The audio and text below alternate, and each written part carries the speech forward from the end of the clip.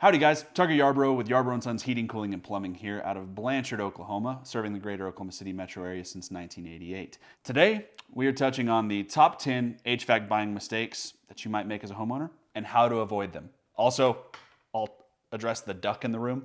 We're in our media room, so all of our marketing stuff, any commercials we film, we have a little media space, and that's what all this stuff is, just leftover props. So that's where we're at today, in our media room. So let's get after it. Mistake number one, choosing the cheapest system. I get it. You can buy a cheap car as well. However, do you trust that car to get you from point A to point B? Same with your HVAC system and who's installing it. We want to make sure that the company that you're inviting into your home is capable, has the reputation that precedes them, and is going to stand behind their equipment. And let's be honest, a lot of times the cheapest piece of equipment isn't going to come with those guarantees. I'm going to attribute it to Warren Buffett, but I don't know that Warren Buffett said it, but I'm going to attribute it to him. Is the sweetness of low price wears off long after the bitterness of poor quality sets in. Mistake number two, buying the wrong size system. Holy cow. We see this all the time. This is an epidemic in the home service world. In the HVAC world, choosing the wrong size system can lead to an uncomfortable house, a humid house, or too dry of a house. This is a decision that is a soft science. There's no just plug and play. This requires a lot of measuring, a lot of nuance to what rooms we want, what temperature, and why. Because whenever we're designing a system for the home, it's designed in mind with one, how big is the house? How big are the rooms in the house? And what's the insulation level look like? And a lot of times from a new construction phase, they might not have had that in their calculations to begin with. Make sure that whatever company you're going with, ask them, how are you determining what size system I need and why? That is something that is just imperative. Do not buy the wrong size system. And bigger isn't always better. We think of it like maybe like an engine in a car, and that's not the case. You know, if we get an oversized system, well, we're gonna have a system that short cycles, that just goes and cools the house down, and then now we have high humidity because we didn't have enough runtime to remove that moisture in the air. So there's some balancing that has to happen. It can't be too big, it can't be too small. We're like Goldilocks here. We gotta be just right. Mistake number three, ignoring energy efficiency. So the energy efficiency world in HVAC kind of got turned on its head a couple years ago. They had the SEER rating, which is the Seasonal Energy Efficiency Rating. Then some geniuses at the EPA got together and thought, you know what we need? We need to drop a remix, SEER 2. Why? Who knows? But they decided that they needed to drop a remix.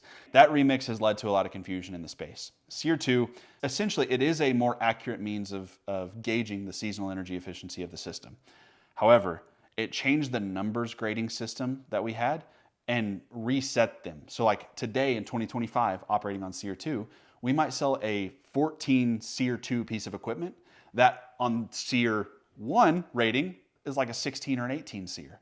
So it really kind of threw off the whole curve. I wish that they wouldn't have done that. EPA, not a fan.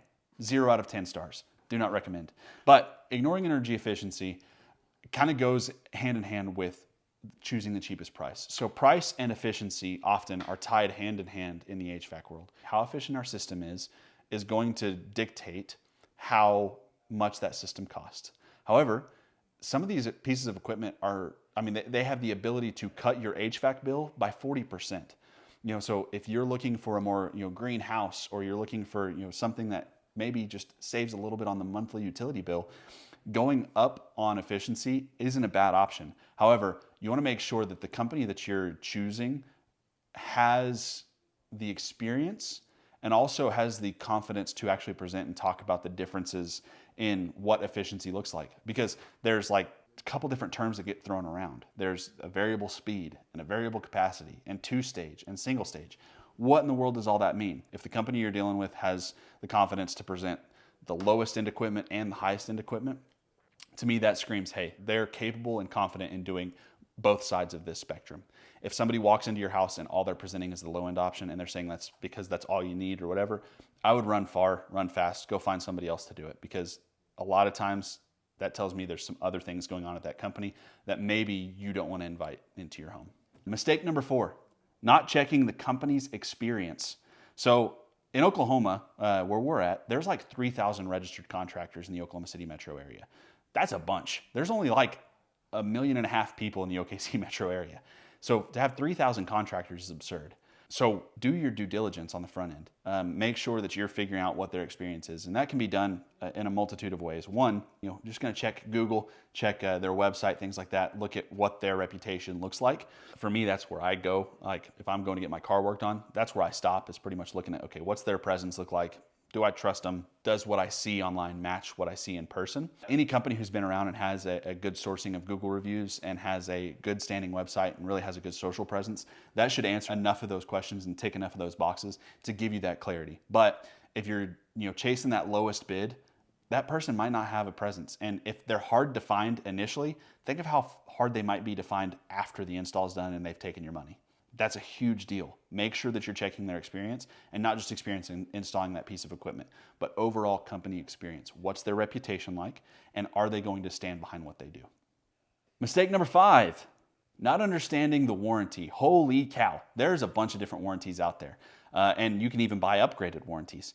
So on every piece of equipment that we install, it'll come standard with like a 5-year manufacturer warranty, but then we at Yarbrough Sons, we take it the next step and go and register that piece of equipment with the manufacturer and basically we just put your name and your address in as the owner of that piece of equipment.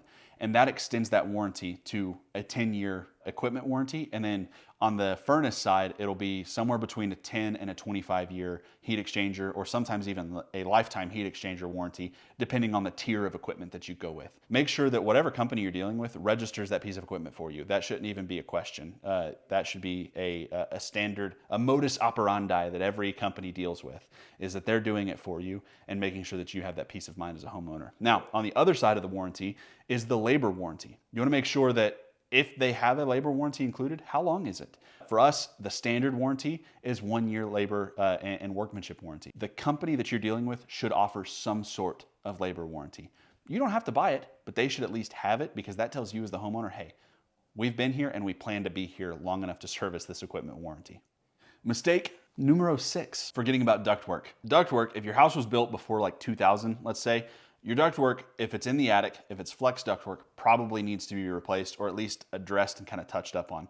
That, regardless of how good our shingles are, how good our roof decking is, UV rays still penetrate that roof and still deteriorate the insulation around our ductwork. And when that happens, we actually lose efficiency, because I don't know if you've been in your attic during the summertime. I wouldn't recommend it. It's not great. Your phone will give you a heat warning very quickly. It'll be like, hey, I can't operate under these conditions. And same Apple, I can't either. So you want to make sure that whenever a contractor is coming into your house to talk about equipment replacement, you don't have to replace your ductwork. However, I think it's a level of operating that I expect from any quality contractor that you might choose, that they're going to show you pictures of your existing ductwork, what sizes they are, why you have this amount, or why they're recommending adding a return or adding a supply. Again, this system needs to be balanced. We have a blower wheel that can push a certain amount of cubic feet per minute of air. We need to make sure that on both the supply side and the return side of that system, we're equaling out so that we're not either just starving or choking that system for air, because that's going to dictate a ton of that system's quality of life. I mean, it's like if you grabbed a straw or a coffee stir stick and tried to breathe in and out of that for any amount of time at all. You're not going to be able to do it. It's the same with your HVAC system. If it is having to breathe through a straw and not breathe openly, it is going to be starved for air and is going to have a shorter lifespan, and it's also going to cause higher utility bills and higher repair bills in the future. So don't forget about ductwork whenever you're looking at replacing your system. You're already going to be making a large purchase. Let's make sure that your home is as comfortable as it can be when we're doing so. Mistake number 7, companies not financing your system. So most people, a lot of times, companies don't, or people don't have the cash on hand to buy a system. And let's be honest, like, who does? So the company that you're choosing, one, should be offering financing in some way, shape, or form. You should be able to find that easy, listed on their website, who their partners are. That should be clear and upfront. If it's not, I would find somebody else to do your work. Then, second, we'll answer the actual, kind of address the actual mistake, which is ignoring the financing terms. So if you get hooked into a 0% financing deal, a lot of times after that financing promotion period is over, the interest rate will skyrocket. It'll go to a 15, 18, 25% interest rate, and it'll be a 10-year term. So it can be more expensive than like a credit card interest rate, and we want to avoid that. So whatever financing terms you're getting into, make sure that they're well addressed. Any company that is offering financing should be able to communicate clearly what those standards of financing terms are and what you need to do to avoid some skyrocketing interest on the back end, or what it actually means for you as a homeowner, and if there's penalties for early pay or not. So don't ignore the financing terms. The devil's in the details. Mistake number 8, not considering smart thermostat capability. So in 2025, there is no excuse not to have a smart thermostat. This the little question that I've got here is that some systems aren't compatible with smart thermostats. In 2025, that is not the case. Your HVAC company, your HVAC professional that's coming to your home should have a means of getting you a smart thermostat. Now, some high-end efficiency, some higher-end equipment has proprietary thermostats. So you can't use just any old thermostat. You can't use like a Nest, an Ecobee, or the Yarbrough home thermostat as your preferred thermostat. Some of these systems, like Linux high-end stuff, has a Linux smart thermostat that is proprietary to that system, and it's the brains of the operation. So if it is a high-end variable capacity communicating system, it's going to have its own proprietary thermostat because it operates as the brains. It's telling that system at all times, hey, we need to be operating at 3% or 6% or whatever it is. And it's just like drawing that sine wave graph for your HVAC equipment. Whereas if you have a single stage piece of equipment or an entry-level piece of equipment, matter of fact, if it's existing equipment in your home, there is no excuse today not to have a smart thermostat. So like we partnered with a developer, and we've got the Yarbrough smart home thermostat. This allows you to have remote control of your system from anywhere, and also gives you a direct line to our customer care center. So if you're using us and you're on our maintenance plan, that's included in our maintenance, because we want to make sure that it is as easy as possible to get a hold of us. And one of the ways we do that is by having a smart home thermostat in your home, so that at all times of day, you're able to quickly get a hold of us. You don't have to worry about Googling us or finding the number to call. You get to call the thermostat hotline, and boom, you're in on our customer care team, and they're going to get you taken care of. Mistake number 9, skipping maintenance plans. So if your HVAC company that you're dealing with doesn't have a maintenance membership or a maintenance plan or some sort of service agreement, there's a ton of different names for it out there, listed as a thing that they offer, or they even mention to you at some point, I would really consider finding a different company. That tells me that company might not actually believe in maintenance, which is just a huge red flag. I mean, that's like screaming in your face, bright red. However, if they also aren't mentioning it, and they're a pretty sizable company, to me that also is a little bit of a red flag, because they might be like a churn and burn style company, only interested in the one-time HVAC replacement. And that comes into the reputation of that company. You want to look for the company who's been in the community, long-standing, does things for the community and involved in the community in a way that says, hey, we're going to be here for a while. And nothing says we value you as a customer in your home like a maintenance plan. It is a low-cost way to make sure that your home's most expensive appliance is well taken care of and is going to last as long as possible.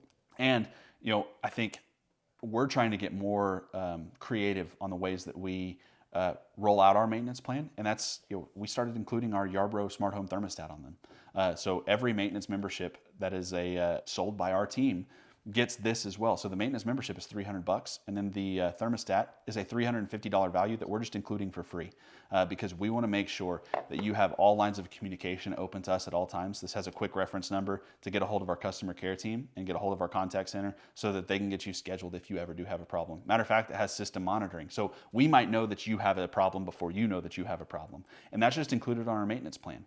So when you're going to buy a piece of equipment, you want to make sure that company offers and has an established maintenance plan or a service agreement plan where they're coming out and maintaining that piece of equipment at least once a year.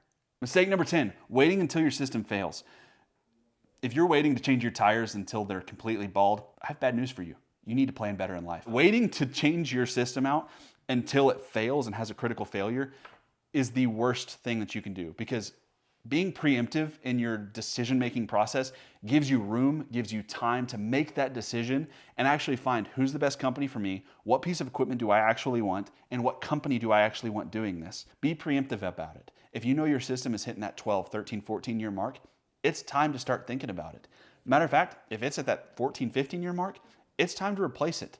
Let's go ahead and replace it while it still has some runtime on it, because guess what? It's gonna fail on the most inconvenient day when you don't have the time to deal with it, and you're gonna be left to choose a company who maybe you don't like, know, and trust. So start vetting out companies that you want to use, get signed up for their maintenance plan, and then let's start having conversations about changing your system out after the fact. Today we addressed the 10 most common mistakes we see homeowners make and how to avoid them when it comes to purchasing a new HVAC system.